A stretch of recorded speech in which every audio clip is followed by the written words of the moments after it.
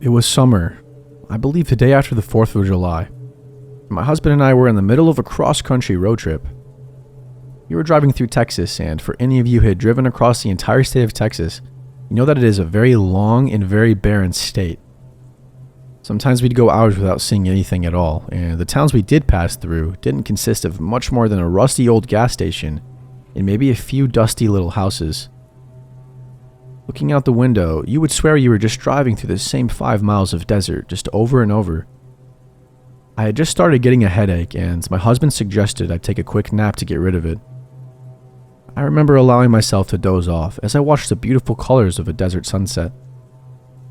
The slowing of the car woke me up, and the first thing I noticed was how dark it was. I believe it was around 10 p.m. My husband had stopped at a gas station with a small shop. He told me he was going to grab us some food and asked if I needed to pee. Knowing I might not have another chance for quite a while, I went into the shop to use the restroom.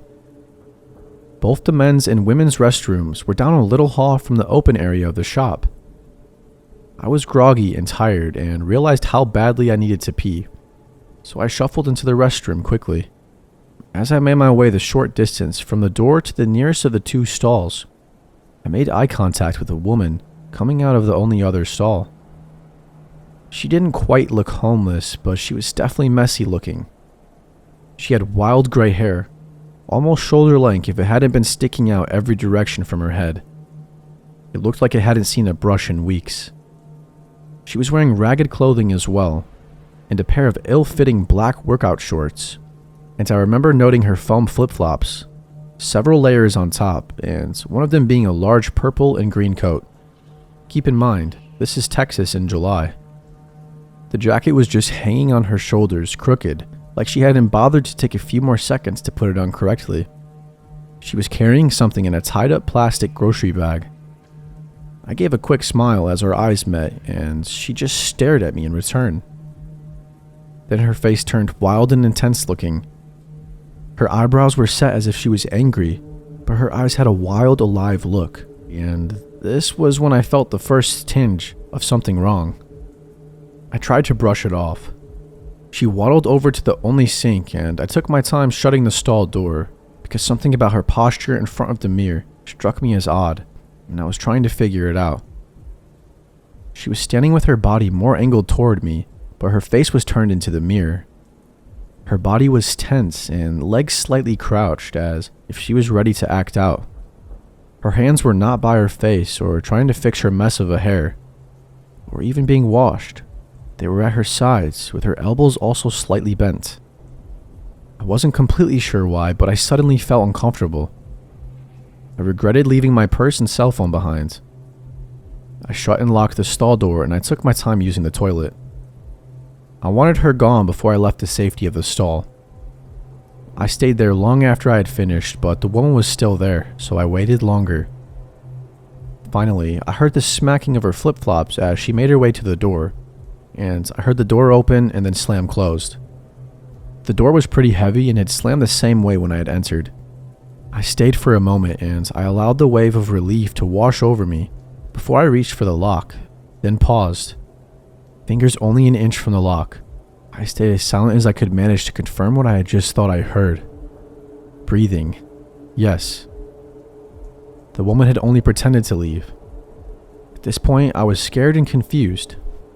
Why did she trick me into thinking she left, only to stick around and be as quiet as possible? I knew something was very wrong, so I stayed in the stall even longer, and it must have been at least 20 minutes, but I had no way of knowing for sure. I could tell from the direction her breathing was coming from that she had positioned herself in the far corner, right next to the door, but far enough that I couldn't see her feet. Finally, I thought I heard her leave. This time I waited a few minutes to make sure she hadn't tried her trick again. I slipped out of the stall quickly, and I washed my hands and rushed down the hallway of the store. It was pitch black outside, and I had no idea where she was, but she couldn't be far. A large man was checking out the register, so I waited near a window display until he left the store, and quietly slipped out the door behind him. Sure enough, crouched right outside the front door is the woman. She seemed surprised as she stood and turned away. walking quickly around the side of the store. My husband was waiting in the car and asked me if I was okay, since I had taken so much longer than usual, and I said I would tell him all about it once we were away from that store.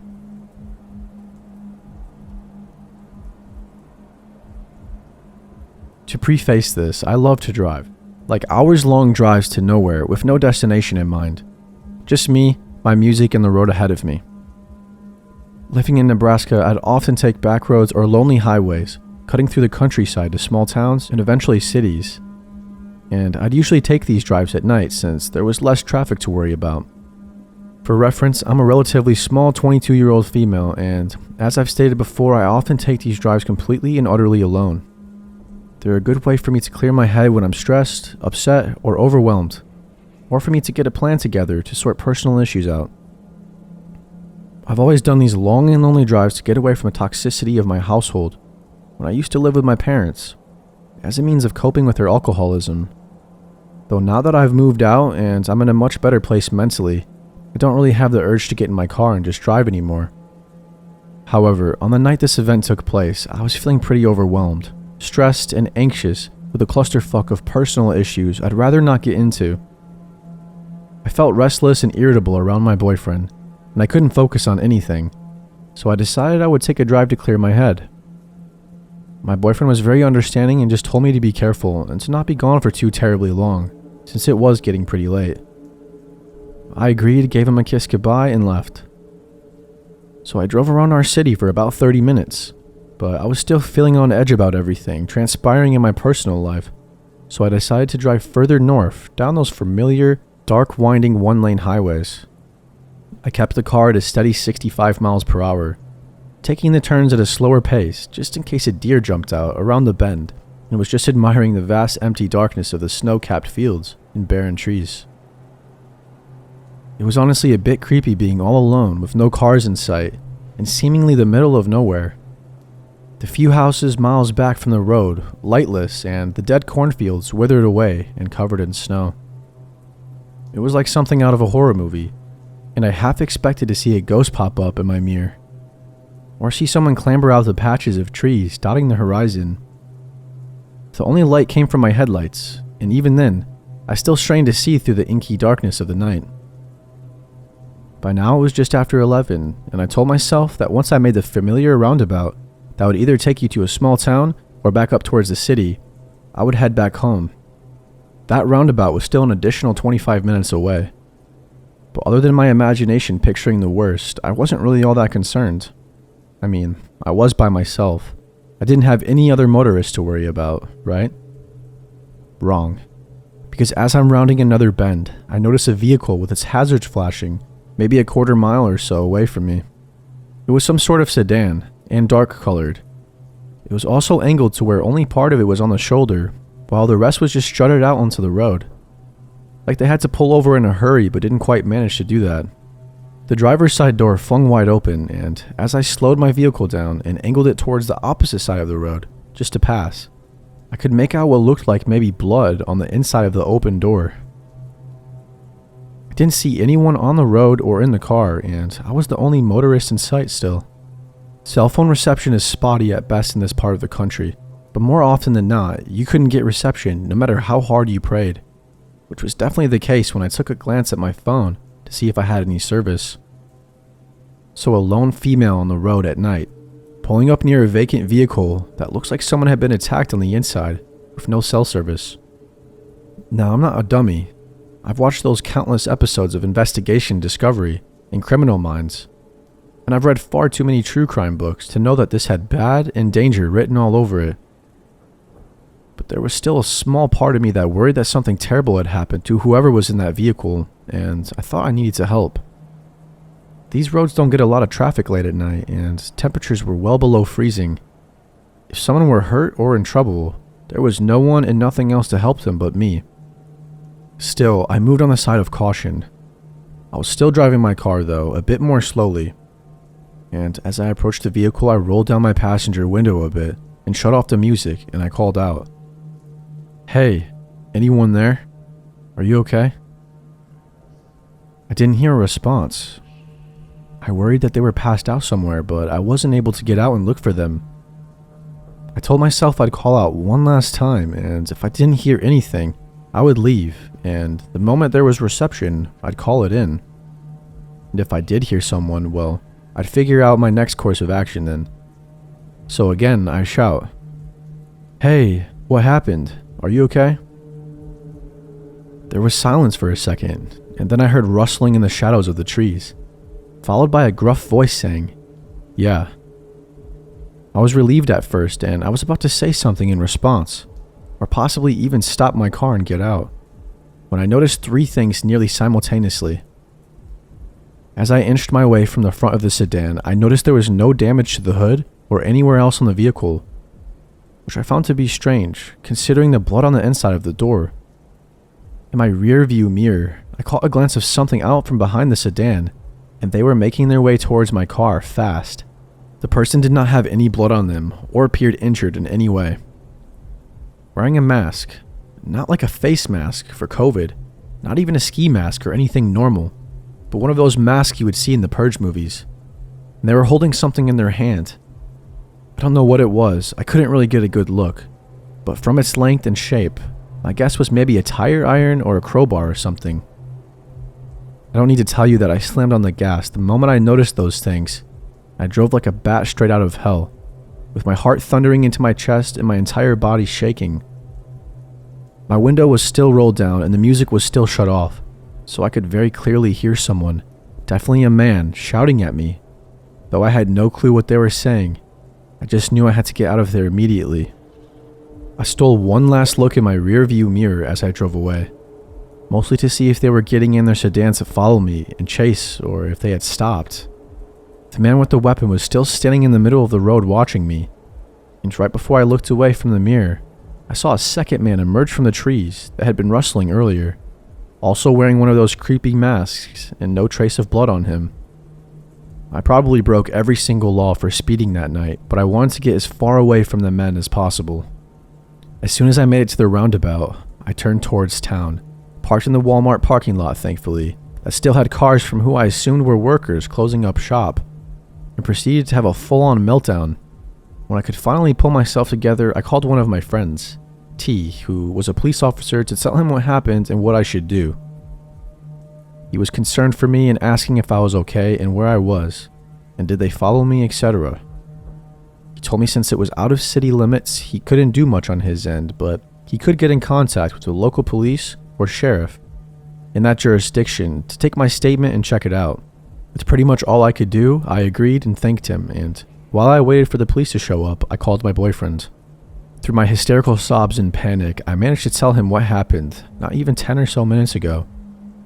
He was, as you could imagine, super freaked out for my safety and wanted me to either come home immediately or drive down himself to take me home. I told him that the police were on their way to take my statement, so I couldn't leave and that I was okay. But I stayed on the phone with him until I saw the police cruisers pulling into the lot. I gave the police my statement and they assured me that they would go back to the spot I told them the sedan had been to take a look and that they would try to catch the guys who did this. Though with no cameras and no description of the men, I wasn't sure they'd be able to. I didn't even get the license plate number, though at the time of my panic the thought never came to my mind until the police were asking if I got it. So all they had to go off of was a dark colored sedan and two guys with masks. After I gave my statement, I went home and stayed curled up close to my boyfriend the whole entire night, listening to every sound the house made, and feared that it would be those guys arriving any minute to finish whatever it was that they started. Since this incident, I haven't heard back from the police about whether or not they had any leads, and I'm not sure they ever will.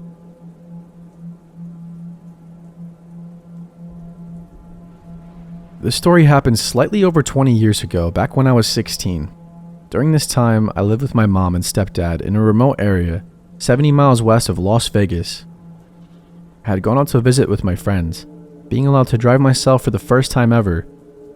I had a lovely time watching a movie and getting food together until it was time for me to head home. The curfew I was given was 10 p.m., with the caveat that if I was running late for any reason, to find a payphone and call. The night wrapped around me and my old 71 Chevy pickup, as there were no streetlights or houses for the most of my way home. As I pulled up to the first of two stop signs, I could see an older sedan stopped with its hazards on. I pulled up behind it and I waited as a man 30 to 40 started walking towards me from the driver's side. Even at this point, I didn't have any alarm bells going off. Being in the middle of the Mojave Desert, providing assistance to stranded people was common. People rapidly get into severe problems there by not having enough water when a vehicle breaks down, or maybe not realizing that it's a desert and people die wandering deliriously away from the highway trying to find help. I rolled down my window, and as he came over to my door, I could smell the liquor on him. I could also see another man in the passenger seat, as this was before anyone I knew had cell phones, and the nearest payphone was a good 10-minute drive ahead. I didn't have a way to call the cops on a drunk driver immediately. The man explained that his car stalled and asked if I could help him out. I asked him if his car was a stick shift, which he said it was, so I asked if he was familiar with push starting it. He said yes, so I agreed as gently as I could to push their car with my truck while they turned the engine over. For anyone that isn't familiar with this, it's a way to start a manual car that is having battery or starter issues, specifically to get it to somewhere to work on it. I knew my truck would be fine and I didn't feel like it would be wise to get out and try to push their car physically. Push starting the car actually worked without a hitch, but here's where things go south. They get back out and thank me, but then they invite me to hang out with them and have some fun. Their words, not mine. So I declined. They pull off to the side of the road and I continue on my way and they start following me. So here I am, running late because I stopped to help them. Admittedly, I hadn't given myself much leeway from leaving my friends. These drunk, creepy older guys have started to follow me on a road without any man-made light except for car headlights, and I'm at least 10 minutes from a payphone. I think to myself, maybe I'm being paranoid. So I turned down a road that I know that gave me a couple of turnoffs to either head back to town or loop around to the gas station with a payphone. The car follows behind me, and I'm thinking, shit. I take another turn that only leads to a couple of houses at the end of the road. They turn behind me again. I take another turn to loop back around to the gas station, and they follow again. So at least I know they're following me and not just heading home. At this point, my heart is pounding. I decided to try something to lose them though. I pull up to the side of the road and I see them pull up behind me. I wait as the driver gets out of the car and begins walking towards me. His companion also gets out and starts walking towards me. I wait until they almost get to my tailgate and I floor it. My wheels dig into the rocks, causing a cloud of dirt behind me. With me getting some distance on them, I head towards the gas station. The gas station is deserted, but the payphone is showered in the light from the gas pumps. I call home and explain what happened and why I was running late. My stepdad asked if the gas station worker could be seen, and I let him know I couldn't see him behind the counter, so he was probably in the back. I wasn't in trouble, but I was asked to hurry home.